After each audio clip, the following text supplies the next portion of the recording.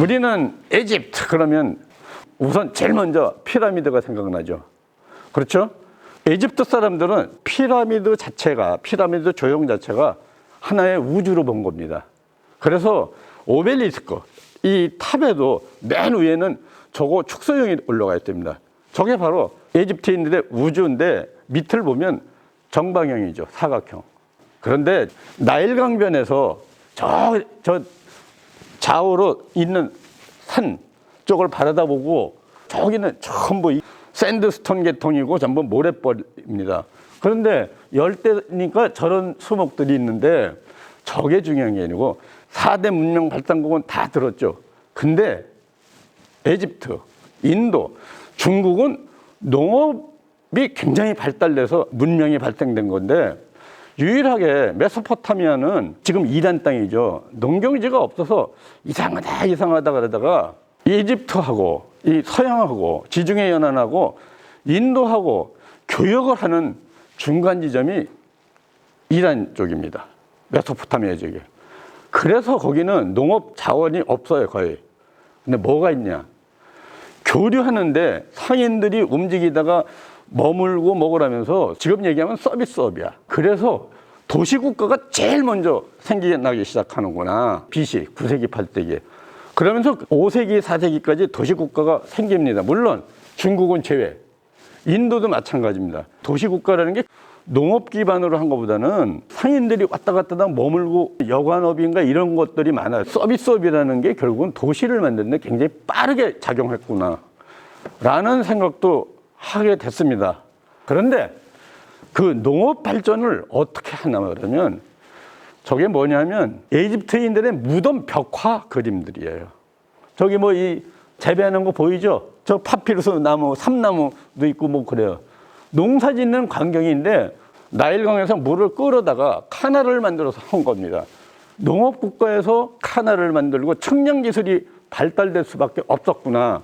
여러분들은 이 삼각함수 미적분 이거를 저희 서양 거를 배웠지만 사실은 그 지음보다 조금 먼저 중국에도 있었습니다. 중국식 적분 미분이 있었어요. 그건 왜냐면 땅을 측량하는데 그걸 모르면 안 되기 때문에 그때 그 발달된 걸로 저는 알아요. 이걸 보고 카날 이건 관계수로 거기 인력이 필요해. 그리고 이제 이걸 고민하고 보다가 보니까 쟁기도 소도 몰죠. 그래서 원시 시대 소에 관한 소두에 대한 조각이라든지 이런 것들이 많이 있었구나. 우력을 이용하는 거야. 개인 이게 아니고. 그럼 이 물을 어떻게 옮겼을까 보니까 양쪽 기둥을 박아서 위에 이 시소를 달아가지고 물을 들어가서 돌리면 무거운 데가 넘어가죠? 수로 만드는 데서 물을 그래서 퍼서 옮긴 거예요. 그런데 벽화에 이게 있어. 그럼 QED야. 왜? 지금 베지테이션 하는 게 보입니다. 나무도 가에는 나무 심고 가운데 일부러 못을 만들었죠. 그건 뭐야? 물을 제공하려고 그런 거죠. 그죠? 베지테이션, 농업을 경작해서 의도적으로 하게 한 겁니다. 원림의 발달이 농업을 기반으로 하기 때문에 전부 특색 있는 원림이 생깁니다. 이집트, 인도, 중국. 그런데 잘 보면은 거기 생선도 있고 뭐도 있지만 연꽃이 있어요. 이집트가 연꽃에 대한 경외심이 제일 세계에서 빨랐어요. BC 3000년경에 연꽃 신전이라는 게 있었습니다. 로투스 칼럼, The Temple of Lotus Column이라는데 연꽃, 성리학자도 쓰고 불교에서도 쓰지 않습니까? 광화문 앞에도 2개 있잖아요. 해치 위에 연자 있잖아요. 또 하나가 덩쿨이에요. 왜 덩쿨이냐면 이따가 더 하겠습니다. 자, 이집트가 가장 먼저 지중해에서 문명이 돼가지고 헤로로 그리스는 크레테 섬을 경유해가지고 가고 이탈리아 반도는 시칠리 섬을 경유해서 갑니다. 이 패턴은 오랫동안 중세까지도 그렇게 됐었습니다. 그 섬이 굉장히 중요한 기지예요. 그래서 그 지역에 유적들이 고고학 자료가 굉장히 많습니다. 그런데 거대한 이집트 건물 이런 거는 다 알지만 거기에 사람들이 진입할 때 어느 곳으로 진입했을까? 저런 자그마한 스핑크스가 열을 져 있어요. 저걸 제가 스핑크스 스트릿이라고 이제 이름을 쳤어요. 스핑크스는 템플이나 피라미드에 가는데 서큘레이션, 동선을 한정시켜주는 요소를 하는구나.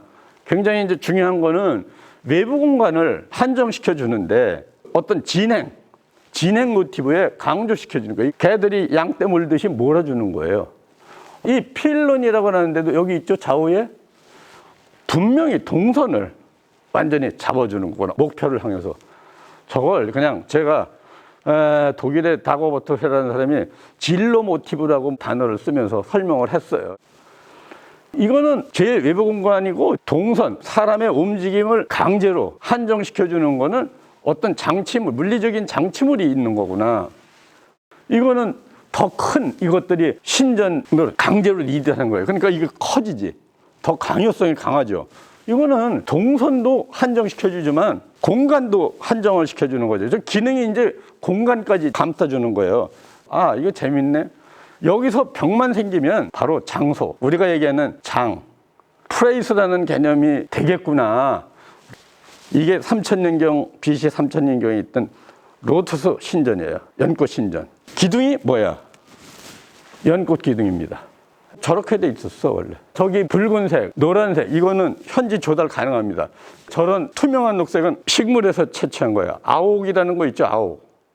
그거에서 낸 겁니다. 시간이 가니까 지금 녹아내리는데 저 연꽃 기둥을 굉장히 섬세하게 그렸는데 이것뿐이 아니고 이렇게 중첩된 것도 있고 이게 참 대단했구나. 이게 동진 해가지고 인도에 거쳐서 석가모니 태어나서 동서남북으로 7발짝 뛰니까 맨 땅에 연꽃이 폈다. 그건 사기지. 맨 땅에서 연꽃이 어떻게 핍니까? 여하튼 이게 불교에서 차용을 했구나. 그러다가 송나라 때는 북송시대는 주렴계가 애련설 해가지고 그냥 온갖 또 난리치고 군자정 여기저기 우리나라도 몇 개 있잖아요. 군자정만. 이게 영향이 에집트에서 이렇게 수용이 돼 갔구나. 그래서 보니까 이게 채색, 블루계통이죠. 그죠? 이거는 확실히 인도하고 에집트하고 교역했다는 단서를 만들 수 있는 거구나. 저 브루는 옛날에 인도 땅이지만 아프가니스탄에서만 나와서 중국이고 저쪽이고 교역을 하는데 굉장히 중요한 교역물이었습니다. 왜 에집트에서는 저 색이 나올 광물이 없어요. 유일하게 아프가니스탄 땅에서만 저게 상품화돼가지고 중국 쪽하고 이쪽하고 옮겨진 겁니다.